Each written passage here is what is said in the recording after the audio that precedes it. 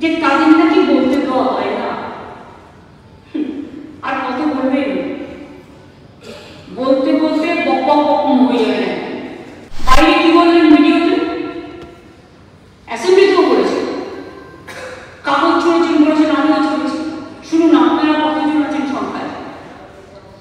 আমি যখন কাগজ ছুঁড়ে ছিঁড়েছিলাম তার কারণ হচ্ছে আমি তখন একা ছিলাম।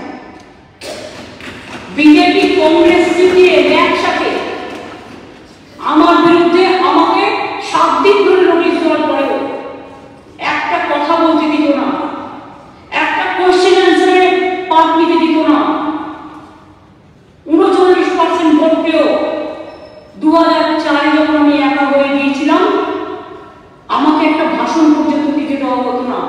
মনে রাখবেন, কথা বলাটাও একটা আর্ট, এটাও একটা শিল্প। এটা জানতে হবে যে আপনারা একটা ধর্মকে বিক্রি করে খাচ্ছেন। অপপ্রচার কুৎসা চক্রান্ত করে ষড়যন্ত্র করে বলে বেড়াচ্ছে বাইরে বাংলার মর্যাদাকে হীন করবার জন্য। নিজেদের সংকীর্ণভাবে উপস্থাপনা করছে যে তাদের নাকি বলতে দেওয়া হয় না। আর কত বলবেন, বলতে বলতে বক হয়ে যাবে।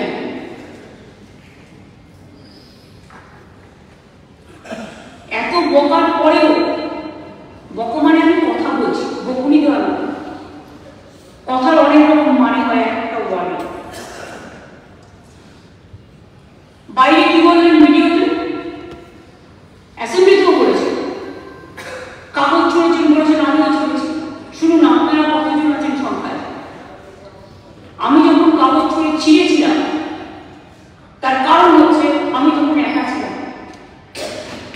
বিজেপি কংগ্রেস সিপিএ একসাথে আমার বিরুদ্ধে আমাকে 7 দিন ধরে নোটিশ দেওয়ার পরেও একটা কথা বলতে দিত না, একটা কোশ্চেন অ্যান্সারে পাঠ নিতে দিত না।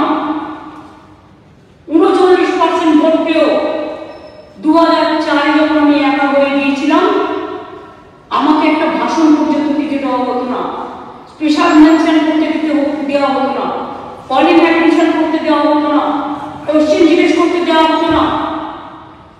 তো আমি আজ পার্লামেন্টের একা বসে আছি। আমার একটা কবিতাও আছে, দেখবেন লেখা, কবিতা বিজ্ঞানী একা। কেন লিখেছিলাম?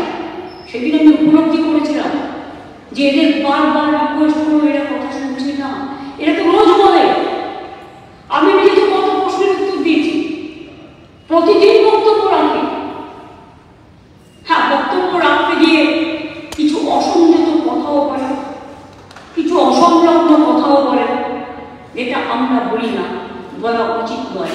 মনে রাখবেন, কথা বলাটাও একটা আর্ট, এটাও একটা শিল্প। এটা জানতে হবে।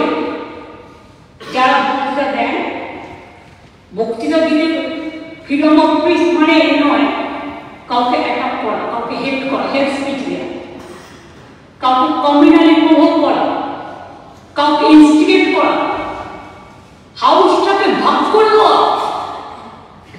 এই হাউসটা পর্যন্ত যারা এসছে প্রত্যেকে জনপ্রতিনিধি, কেউ হিন্দু, কেউ মুসলমান, কেউ শিখ, কেউ খ্রিস্টান, কেউ পারসি, কেউ রাজবংশী, কেউ খান্তাপুরি, কেউ আদিবাসী, কেউ তপশিলি, কেউ ভাই, কেউ বোন। মানুষ তাদের নির্বাচিত করে পাঠিয়েছে। তেমন কি হল যে আপনারা একটা ধর্মকে বিক্রি করে খাচ্ছেন? একটা ধর্মকে বিক্রি করে আমরা খাই না। আমরা সর্বধর্মকে সম্মান করি, কারণ এই মাটিতে রামকৃষ্ণ থেকে শিখেছি, Ramakrishna Paramahansadev. Cradle fertility centre, সন্তান সুখ এখন আপনার সাধ্যের মধ্যে। বিভিন্ন বিষয়ে ভিডিও পেতে চ্যানেল হিন্দুস্তানের ইউটিউব চ্যানেল সাবস্ক্রাইব করুন www.youtube.com/channelhindustan।